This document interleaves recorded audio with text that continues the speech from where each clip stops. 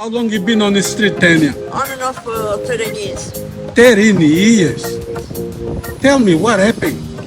At a young age, I was molested by my father, so I ran away from home.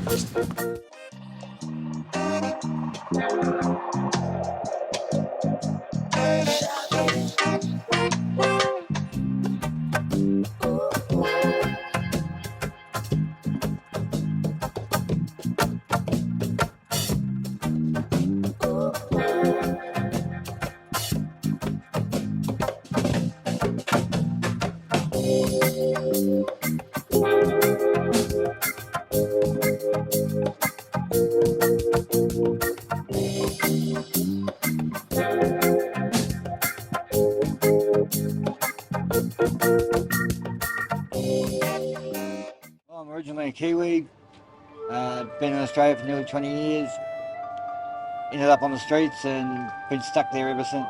How long you been on the streets? 15 years? 15 years? Yep. What happened, man? What went wrong? Woman. I was with a woman and living with her, and then I got myself in a bit of trouble with the coppers. Ended up inside for a couple of months, and when I came out, she was cheating on me with my best friend. So I ended up with nowhere to live, and since then it's just been a roller coaster. Wow. So, before that, you had the job, you had everything? I wasn't working at the time, I just was looking for work and stuff. You know what? I'm talking to you because a lot of people, especially people living overseas, when they think about places like Australia, they don't even imagine that there's homeless people on the street. Yeah, that's right. That's right, because they're not told the truth. They're told a lot of lies so that you think, oh, yeah, let's go to Australia. It's not as good as what they make it out to be. It's nowhere different to anywhere else in the world, like every major city in the world has its homeless people. There's a lot of people over here that are on the streets by choice and by circumstance. I'd rather not be on the streets, but until I can get all my stuff I need sorted so I can start looking for work, yeah. And how do you get your food? Sometimes people give me some. Sometimes if I've got a little bit of money, I'll go and buy it. Other times I go to food vans and stuff like that around Sydney. Food vans come, people come around. Thank you. Here we go. Oh, you got food. Ask, you shall receive. Yeah. So what's your message to the government? Do the right thing by the people. Start helping the homeless people out. There's a lot of people that are on the streets that, if they had the assistance, wouldn't be. Because I don't get any assistance from the government at all. So maybe put a bit more money in better positioning, Instead of the local government spending millions of dollars on bike lanes, maybe spend some on buying some land and putting people to work and building housing. That's about what I'd do. They're not for their people, they're for themselves. Okay. Tanya, can you believe it? A country like this, Australia, that a lot of people say a lucky country, there's people on the street. Can you believe it? It's wrong, it's so wrong. There should be nobody on the street. Our government is just, they're wrong, they're so wrong. They've got all their values wrong. They should be looking after the people on the street. You think the government is not looking after the people? No. There wouldn't be any homeless people if they were. A lot of homeless people? Yeah.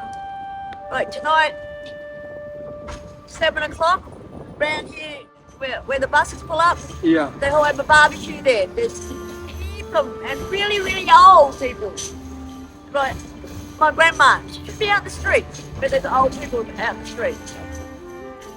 And you've been on the street. Have you ever faced any dangerous situation on the street? Every time I've tried to get myself back on my feet, in the past somebody's come and stolen my stuff, like my clothes or my phone or my ID, like a bag with my ID in it, and then you just got to start all over again. And it's all financial. Yes, in the park around here. I was mugged, I was robbed, they took my shoes, took all my clothes. So tell me, what was your major dream growing up? That's a tough one. When I was really young, I wanted to be a fighter pilot. I wanted to fly planes. And also wanted to be a family man, be a father. None of that came true. Do you think it still can be done? The fighter pilot? Nah, not really. I'm a bit old now. The family man, yeah. I love kids, so I'd be happy to raise kids. Oh, I'm definitely planning on turning things around. It's just one step at a time, I'm trying to get off the street. What are you doing specifically? I go and hassle housing every day. Okay. You get a lot of people who sort of just ignore. They just look straight ahead and won't make eye contact. So I'm a pretty friendly person, so I just take it day even. But a lot of people have been pretty good, they'll say hello. I've literally seen the good, the best and the worst in humanity sitting on the street. I've had people spit on me, I've had people try and kick my head in. But I've had people be unbelievably nice to me as well. They don't care. They've just got somewhere to go and something to do. They've got no time to. People have got no hearts these days. I mean, very far and few between. It's definitely. I think everybody should probably spend like a month on the street at some point, especially in their own hometown, just so that it opens their eyes to what it's like. Because it can happen to anybody, especially in this day and age. Everybody's hanging on by a fingernail because of all the instability in the world. So, it's an experience for anybody who goes through it. How long you been on the street, Tanya? On and off for 13 years. 13 years. Tell me, what happened?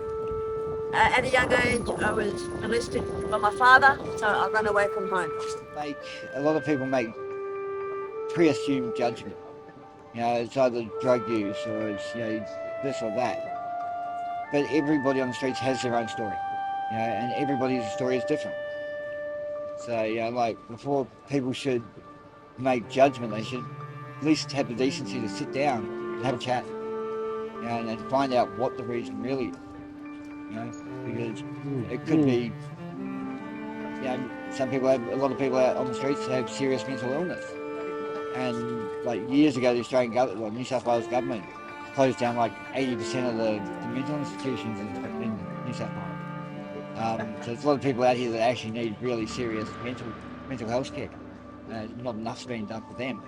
And then there's other people who just shit's gone wrong, and it's put them in a situation where it's soul destroying at times. Yeah. If you're not a seriously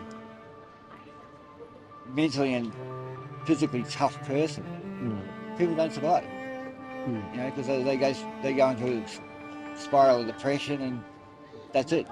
A lot of people end up taking their own lives, and it's definitely something. If you're not tough enough, you won't survive.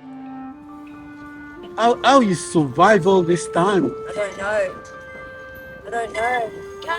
It's hard. You've got to stay on top. You can't let people bring you down. You've got to stay positive, But it's really, really hard.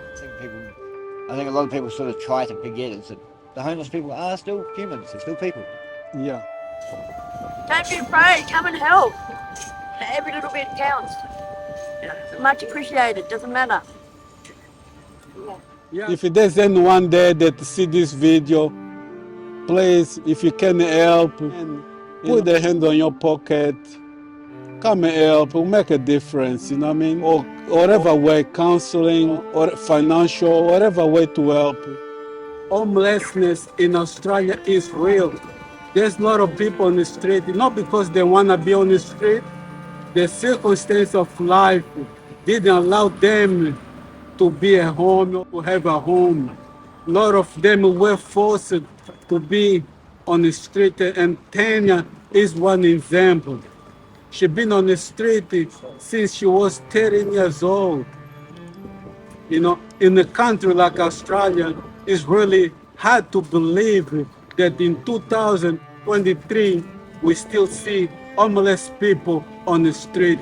And this message also goes to a lot of people overseas.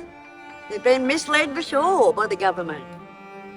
So in one word, Kenya, Australia is not that really Australia that a lot of people think, isn't it? No, that's right, no. Been misled. We heard from someone that is on the street.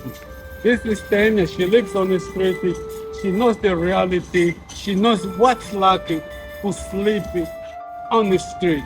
And this is Australia. We're not talking about Africa. This is Australia. So until then, I'll just say, stay tuned, subscribe, like, comment. This is Reconnecting Africa.